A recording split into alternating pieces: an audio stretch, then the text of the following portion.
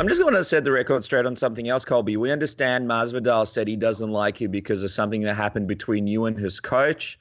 It's still a bit unclear. What exactly happened there? Is there any truth to that?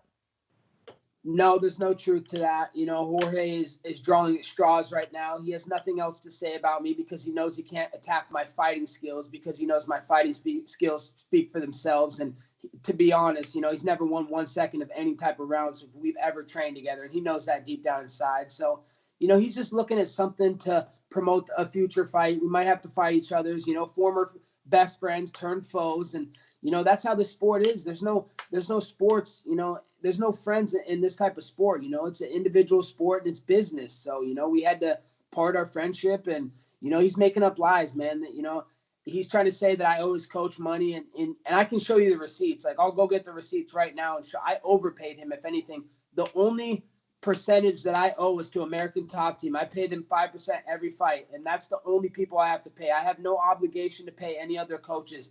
All the other coaches that I pay is on me if I want to pay them or not. And I always paid his coach, man. I gave him five to 10 grand per fight. And I have the receipts too. So, he's lying, man. He has nothing else to say. He can't talk about my fighting skills. He definitely can't talk about my looking skills because, man, look at this. This is the reflection of perfection. I'm a beautiful man, man. I get any girl I want and I do what I want. That's what kings do. So, he needs to stop with that fake news narrative. Does a part of you want to sort of show the receipts eventually just to prove him wrong, just to prove that it's not actually what he's talking about? Yeah, absolutely. I want to make him look dumber than he already looks. He already looks stupid and desperate out there, but, a chance to bury him even deeper with truth it would be a great day. But, I'm done talking about him. I got nothing to say about him. If he wins this fight in November and when I beat Marty Fake Newsman in December, then we'll see each other in Octagon, and that'll be that. Wow. Go on, Dennis.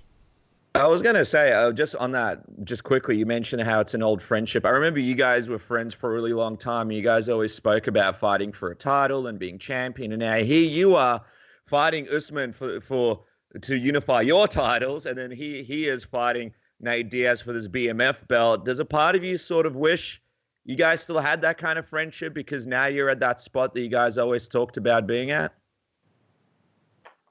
Not really, because we're close to that spot we always talked about, but really I found out his true colors, and he wasn't a real friend the whole time. He was just using me to help him with his wrestling, and that's good, because I used him to get striking. So we kind of used each other, and it wasn't really a friendship. It was more of a business relationship, and it worked for the time being, and that's that, But, I remember, 6 years ago when we were living together in an apartment, we talked about making it to this level and who was going to be the first fighter to make $1 million in a fight. And we were in competition with each other. We were pushing each other in the gym. We'd yell it in the gym, hey, who's going to be the first fighter to get $1 million fight, this and that. And we were competing to push each other to these great limits. And here we are now, and now we have to act like kids. I mean, I'm not acting like a kid. He's acting like a kid. But here we are, and you can't be professional and understand this game. Yeah, it's business, man. We're not going to be friends. Yeah, we're going to have to fight each other. It is what it is, man. Just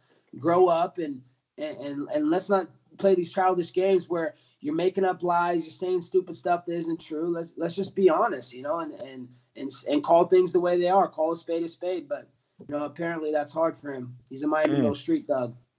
But it sounds like to me that you're open for a bit of a reconciliation, a bit of a coming together as you would if he sort of came to you and you guys sat down in a room. Is that still something that you're open to, that friendship coming back together? I mean, it sounds to me like, there's you still care about him quite a bit, even though there's a lot of trash talk there. It seems like, you guys have a lot of shared history together. Would you be open to that friendship coming back together if he sort of came to you and you guys sat down in a room and you figured everything out?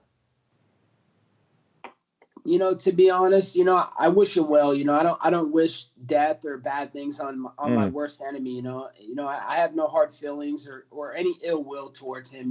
It's just business at the end of the day. I'm not looking to be his friend or really anybody's friend. I have my friends. Tony Murphy, Steve Mocco, Conan Silvero, my head coach.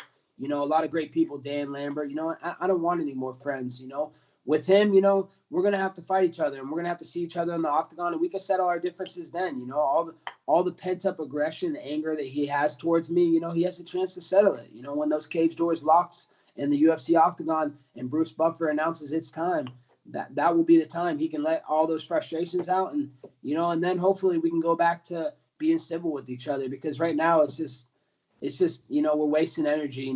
He's doing stupid things. He's trying to act tough, and we're professional cage fighters. We get paid to fight in the cage. We don't get paid to fight outside of it. So I would hate to have to hurt him outside the cage so he doesn't get to the Nate Diaz fight. I think it's cute. I think it's cute that the UFC had to make this BMF title, which, by the way, BMF stands for Broken Mediocre Fighters, and that's what it stands for. And it's just, this is how society is today, boys. Is everybody wants participation trophies. Everybody wants handouts. People want things given to me. They don't want to be like me. They don't want to earn it the hard way. And that's the American way. I grew up in a blue collar family, and I had to earn everything I got.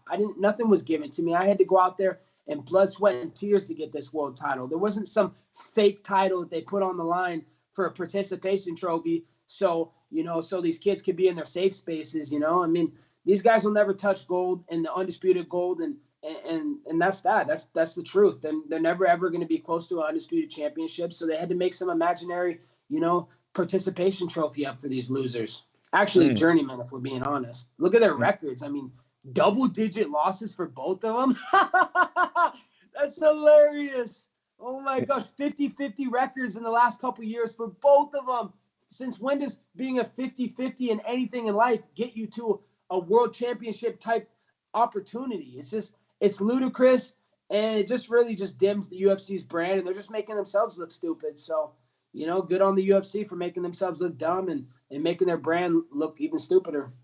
I know The Rock is going to be there, and The Rock is putting the belt around the winner's waist. And I know you're a big pro wrestling fan. Are you disappointed that The Rock is getting involved in this fight? Is a part of you thinking The Rock should be putting a belt around possibly your waist, UFC 245 instead? Nah, I could care less.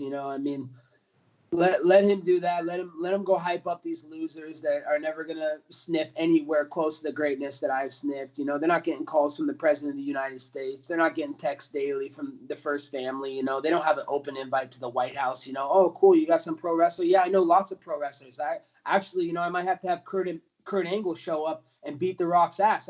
Let's be honest. Oh, wow. Kurt Angle won the Olympics with a broken freaking neck. Yep. It's true. The guy's an intense machine. So. And Bobby Lashley, my friend over at WWE, Ronda Rousey. I got so many friends over at WWE, Paul Heyman, I got a lot of friends over there. I could care less about The Rock. He's all hype, and, who they probably just had to pay him a ton of money to show up to do that.